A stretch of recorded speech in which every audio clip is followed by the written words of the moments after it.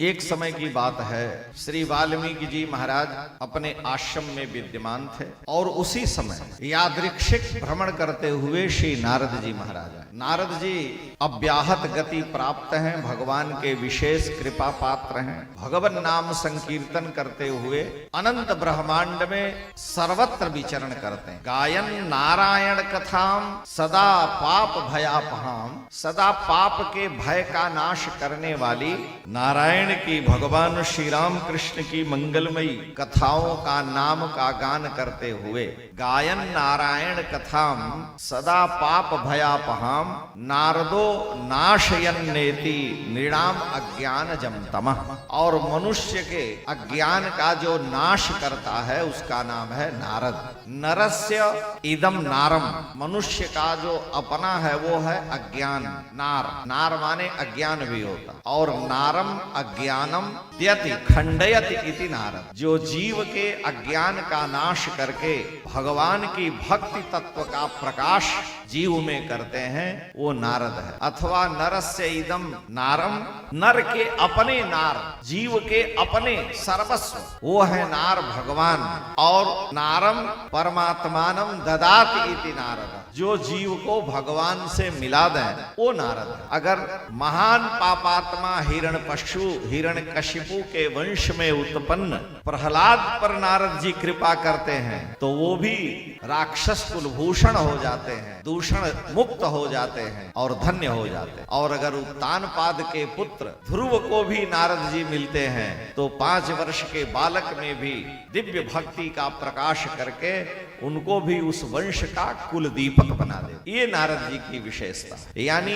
असुर से मिले तो भी और मनुष्य से मिले तो भी सबका कल्याण श्री नारद जी महाराज भगवान की भक्ति के बल से करते। इसीलिए भक्ति शास्त्र के आचार्य श्री नारद जी महाराज। नारद जी का भक्ति दर्शन, जिसे प्रेम दर्शन कहा गया, गीता प्रेस से प्रकाशित है, पढ़ने लायक। अथातो भक्तिम व्याख्यास्यामः, जहां से वो सूत्र प्रारंभ कर। सा प्रेमैक रूपा, साधना का प्रतिफल है प्रेम। पूजा उपासना ध्यान करने के बाद अगर भगवान के चरणों में प्रेम हुआ तब तो भक्ति की सफलता है, और अगर भगवान के चरणों में प्रेम नहीं हुआ तो साधना का फल आपको अभी तक नहीं मिला। और यह इसका दान करने वाले श्री नारद। और नारद जी यादृच्छिक अपनी इच्छा से भ्रमण करते हुए पृथ्वी पर महर्षि वाल्मीकि के आश्रम में आ गया और यहीं से वाल्मीकि रामायण का प्रारंभ। ओम तपः स्वाध्याय निरतम तपस्वी वाग्विदाम्बरम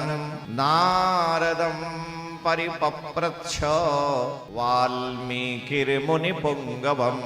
वाल्मीकि रामायण में मंगलाचरण कोई श्लोक नहीं किया गया, क्योंकि वाल्मीकि रामायण वेदों की ही व्याख्या है। वेद के ही तात्पर्य को समझाने वाला महाकाव्य और सबसे प्राचीन शास्त्र श्रीमद् रामायण है, यानी वाल्मीकि रामायण। इसलिए मंगलाचरण करते हुए केवल ओम का उच्चारण किया है। ओम तपः स्वाध्याय निरतम।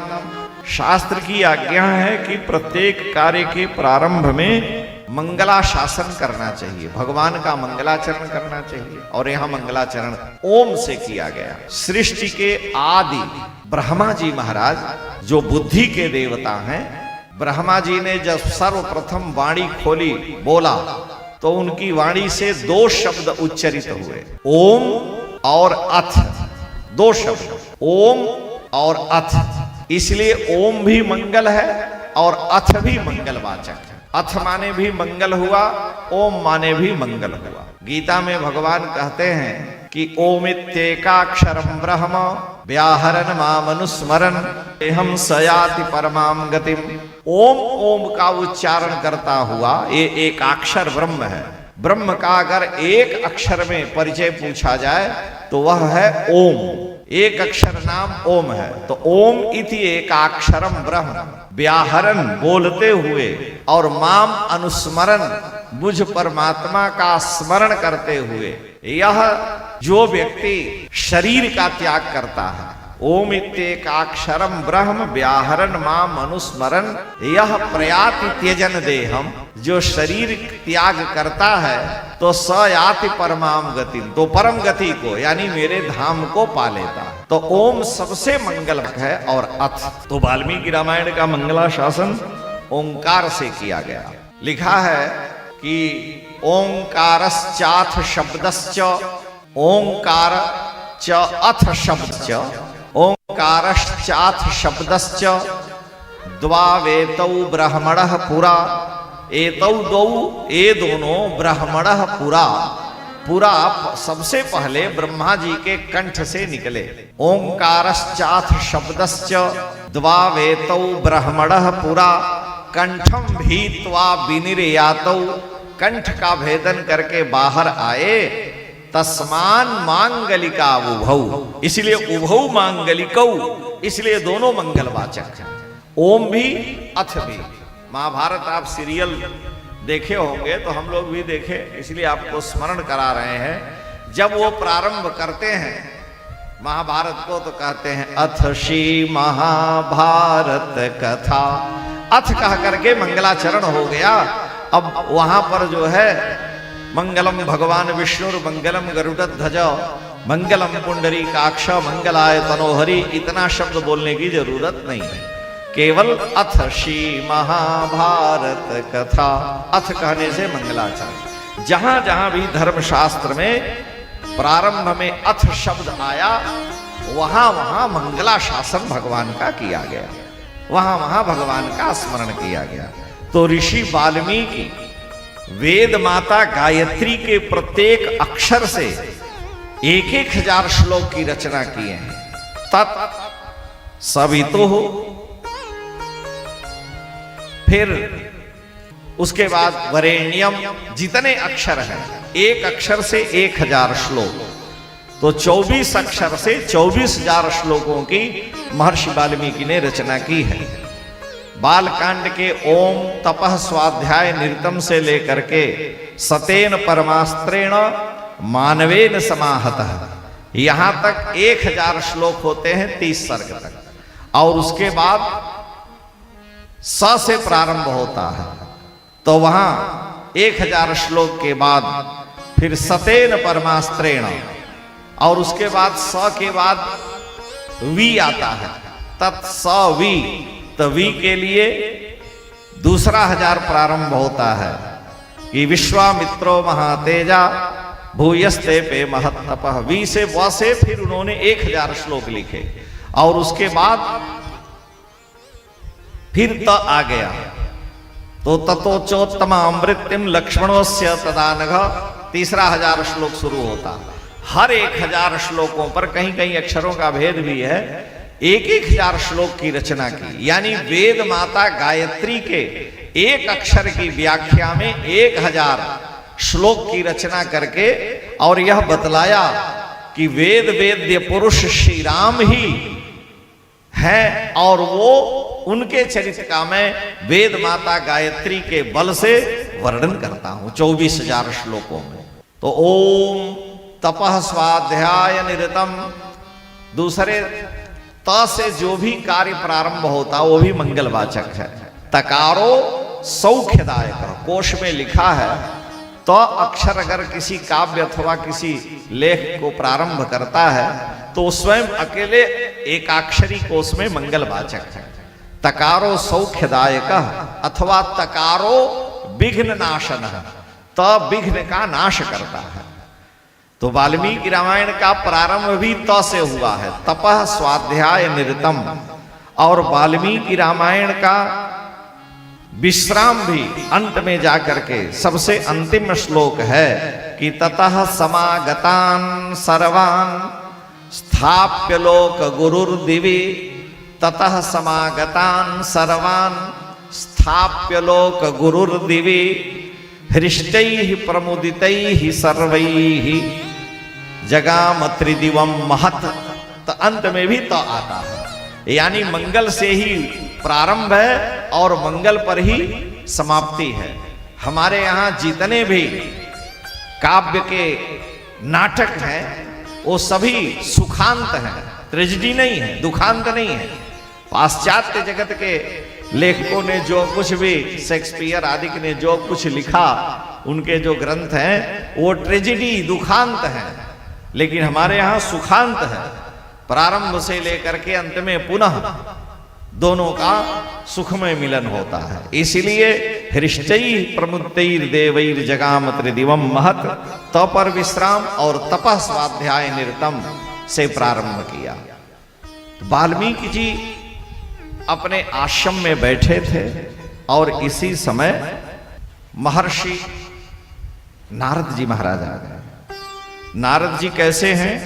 वो तपः स्वाध्याय निरतम, तप और स्वाध्याय में सदा लगे रहने वाले हैं। नारद जी परम तपस्वी हैं और स्वाध्याय माने भगवान के चरित्र का सदा अनुशीलन करते रहते हैं। वेद भगवान कहते हैं मातृदेवो भव, माता देवता है।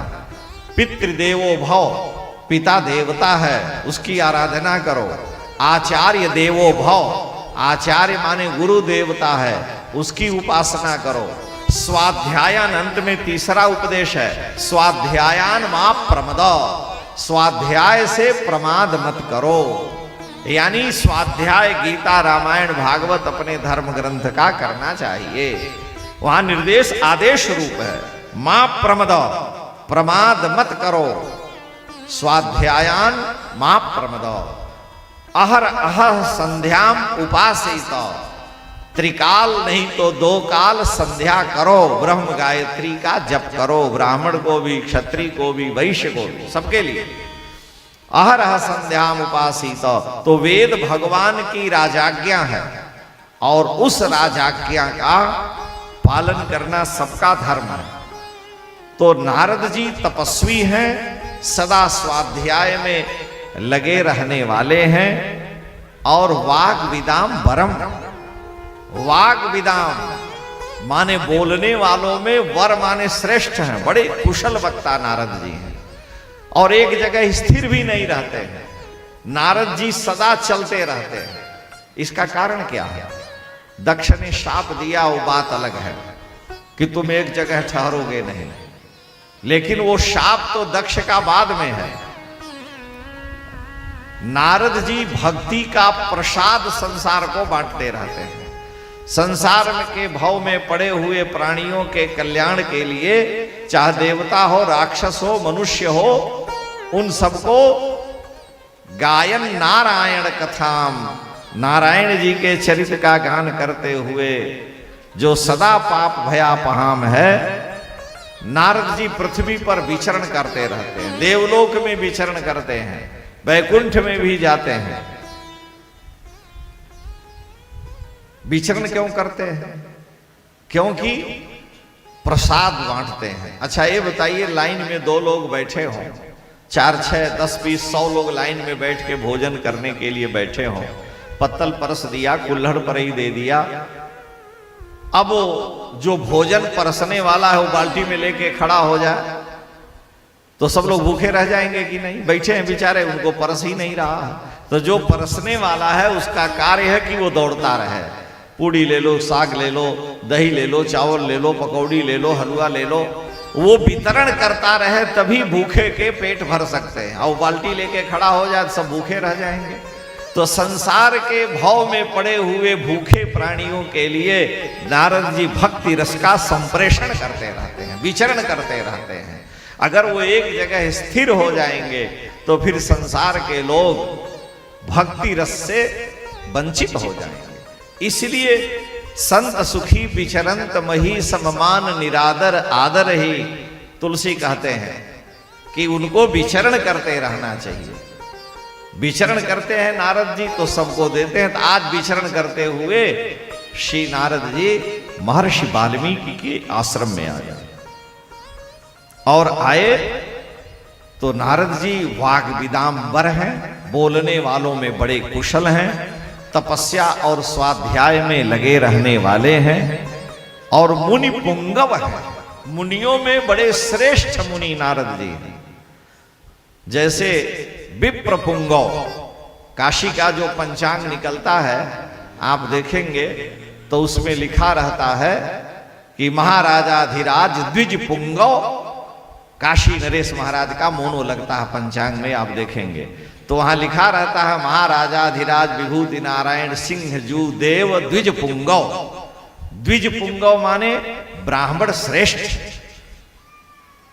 तो मुनि पुंगव माने मुनियों में भी श्रेष्ठ अग्रगण्य नारद जी हैं। इसलिए मुनि पुंगवम नारदम वाग्विदाम्बरम तपः स्वाध्याय निरतम, 3 विशेषण नारद जी में दिया गया। नारद जी कैसे हैं? मुनि पुंगव हैं, वाग्विदाम्बर हैं और तपः स्वाध्याय निरत हैं। आप बोलने वालों में बड़े कुशल हैं, बड़े श्रेष्ठ मुनि हैं, लेकिन तपस्या स्वाध्याय कुछ नहीं करते हैं, केवल उपदेश ही करते हैं। कबीर साहब कहते हैं कि पांडे कथा भली विधि जाने और परमार्थ उपदेशें, आप स्वार्थ लपटाने। पांडे जी कथा बड़ी अच्छी कहते हैं, कबीर कह रहे हैं पांडे कथा भली विधि जाने और परमार्थ उपदेशें, आप स्वार्थ लपटाने। महिषी क्षीर श्रवय औरनि को आप भूसा ही रुचि माने। भैंस दूसरे को दूध देती, अपने भूसा खाती है, तो महिषी क्षीर श्रवय औरनि को आप भूसा ही रुचि माने। और श्रोता गोता क्यों न खाए जब आचार्य फिरे भूलाने। जब आचार्य ही तप और स्वाध्याय नहीं करेंगे तो जिनको उपदेश करेंगे तो श्रोता गोता क्यों न खाए, श्रोता क्यों नहीं डूबेगा? क्यों कि it is only lip service, केवल ओठों का व्यापार वो कर रहे हैं, ओठ हिला दिए सुना दिए, लेकिन जीवन में हमारे वो है ही नहीं। इसलिए नारद जी मुनि पुंगव हैं, वाग विदाम्बर हैं, लेकिन एक विशेषता है कि तपः स्वाध्याय निरत हैं। तपबल रचई प्रपंच विधाता, तपबल विश्व सकल जगत्राता, तपबल शंभु करहि संहारा, और तपते अगम न कछु संसारा। किसान तपस्या न करे, खेत में न जा, रात में जगे नहीं, सिंचाई नहीं करेगा, खेती चौपट हो जाएगी, भूखा रह जाएगा। विद्यार्थी तप न करे तो मूर्ख हो जाएगा।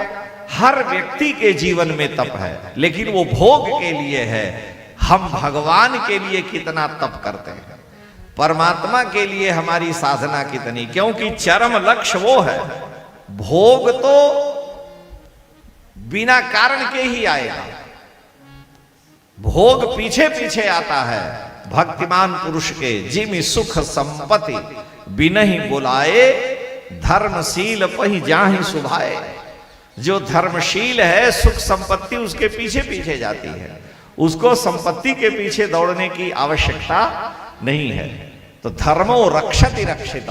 तो नारद जी वाग विदाम्बर हैं, मुनि पुंगव हैं, मुनियों में श्रेष्ठ हैं, और तप स्वाध्याय निरत हैं, सदा तप और स्वाध्याय में लगे रहते हैं।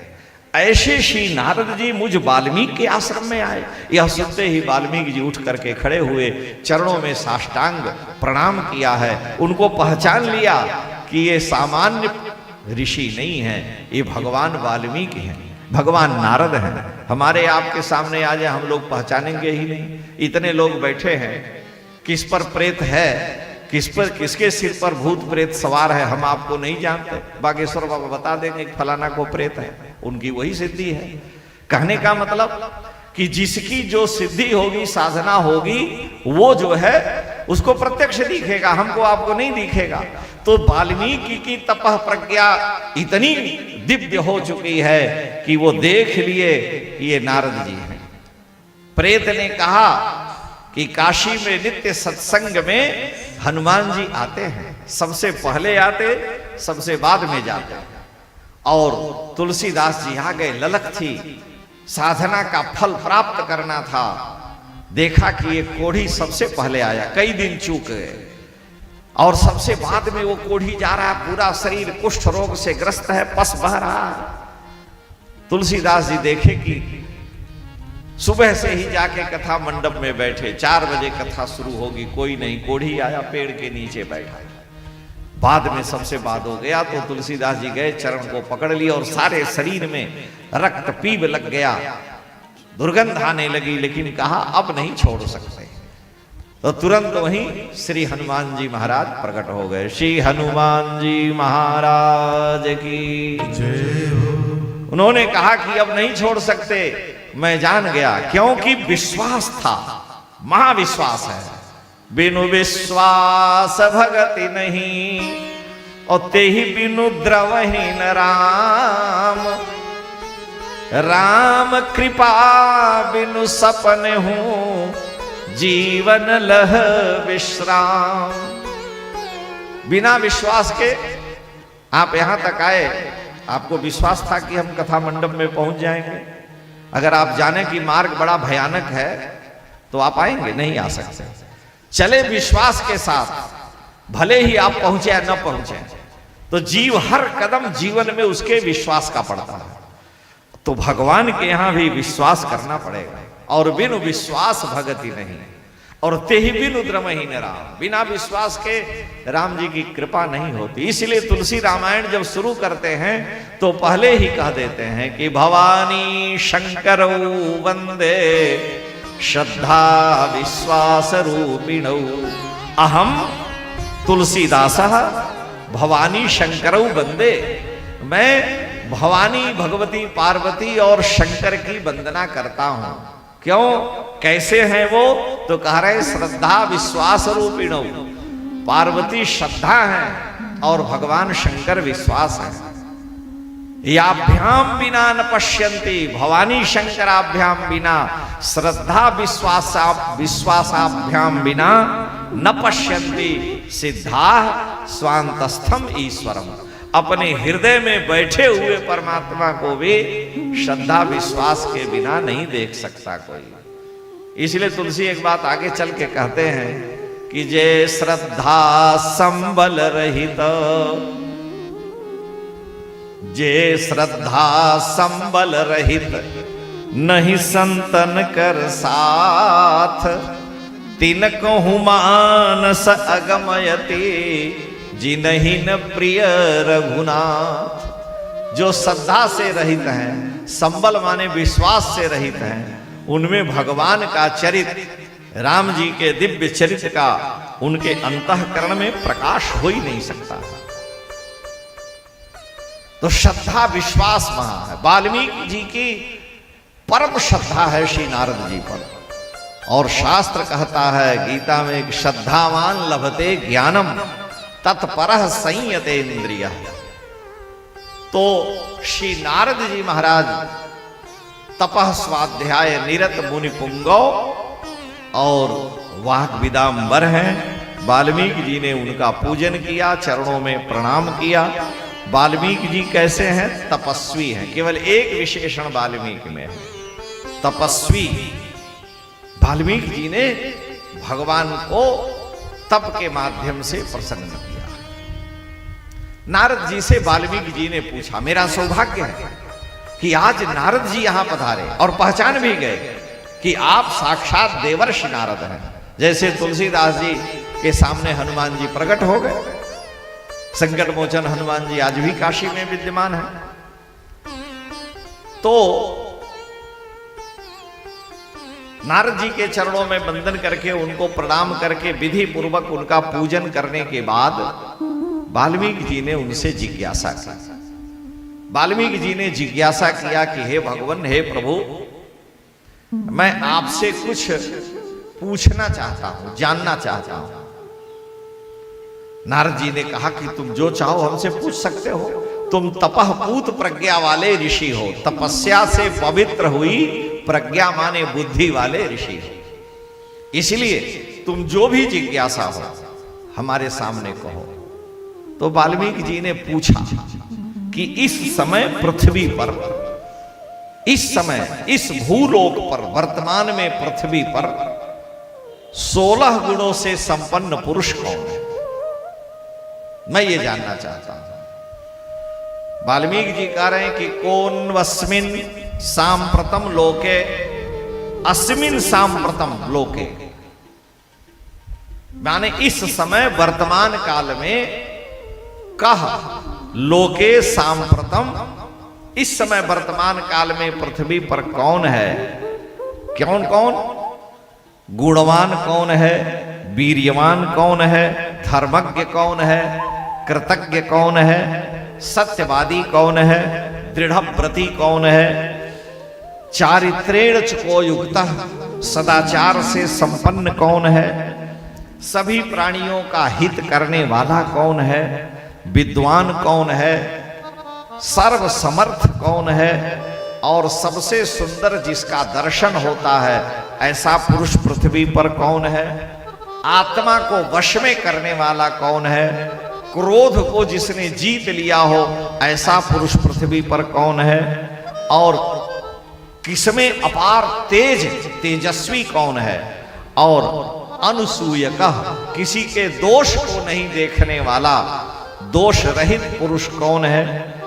और हे महाराज, किसके क्रोध करते ही सारे देवता यक्ष किन्नर गंधर्व राक्षस भयभीत हो जाते हैं, मैं ये जानना चाहता हूं कि इन 16 गुणों से संपन्न पुरुष इस समय वर्तमान में पृथ्वी पर कौन है। देवलोक में नहीं, नीचे के लोक में नहीं, इस पृथ्वी पर कौन। वस्मिन् सांप्रतम लोके गुणवान कश्च वीर्यवान धर्मज्ञश्च कृतज्ञश्च सत्यवाक्यो दृढ़व्रतः चारित्रेण चको युक्तः सर्वभूतेषु को हितः विद्वान कः कः समर्थश्च कश्चैक प्रियदर्शनः आत्मवान को जित क्रोधो द्युतिमान को नसूयकः कस्य बिभ्यति देवाश्च जातरोषश्च संयुगे।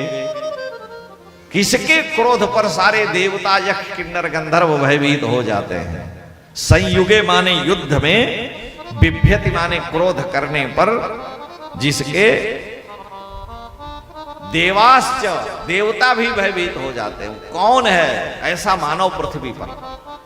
तो नारद जी बड़े आश्चर्य में पड़े और उन्होंने कहा, वाल्मीकि जी ने कहा मैं जानना चाहता हूं, और आपके अलावा दूसरा कोई समर्थ नहीं है ऐसे पुरुष को बतलाने में, क्योंकि सारी पृथ्वी पर आप विचरण करते हैं।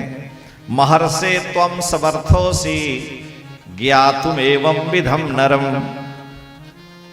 क्यों कि श्रुत्वा चैतत्रिलोकज्ञो वाल्मीकि नारदो वचः। त्रिलोकज्ञ नारद जी हैं। त्रिलोकम जानाति इति त्रिलोकज्ञ। जैसे किसी ने कहा कि ये मूर्ख है, तो मूर्ख को क्या कहते हैं? अज्ञ। न जानाति इति अज्ञ। जो नहीं जानता उसको अज्ञ कहते हैं। अज्ञ माने मूर्ख, और जानाति इति ज्ञ, जो जानता है उसे ज्ञ कहते हैं, विद्वान कहते हैं, अथवा विद्वान कहिए। तो नारद जी से वाल्मीकि जी ने कहा कि महाराज त्रिलोकज्ञ हो, आप त्रिलोकज्ञ हैं, तीनों लोकों में कहां क्या होता है सब आपको ज्ञात है। इसलिए मुझे जिज्ञासा थी, मन में कुतूहल था, और आप जैसे ऋषि से ही मैं पूछ सकता हूं। नारद जी तो पहले आश्चर्य व्यक्त किए कि बहवो दुर्लभाश्चैव ये त्वया कीर्तिता गुणा। हे वाल्मीकि, जिन गुणों के बारे में आपने पूछा, ये तुमने 16 गुणों से संपन्न पुरुष को जानना चाहा जो पृथ्वी पर वर्तमान में हो, तो ऐसे गुणों से संपन्न सामान्य मानव नहीं हो सकता। लेकिन आपने जिज्ञासा की कि पृथ्वी पर हो तो पृथ्वी पर मानव ही रहेंगे, स्वर्ग में देवता रहेंगे, अंतरिक्ष में भूत प्रेत रहते हैं। तो मानव शरीर में आया हुआ पृथ्वी पर मैं भली भांति विचार करके यह कह सकता हूं कि इक्ष्वाकु वंश प्रभवो रामो नाम जनैश्रुतः नियतात्मा महावीर्यो द्युतिमान धृतिमान वशी। इस समय पृथ्वी पर हे वाल्मीकि इक्ष्वाक के वंश में उत्पन्न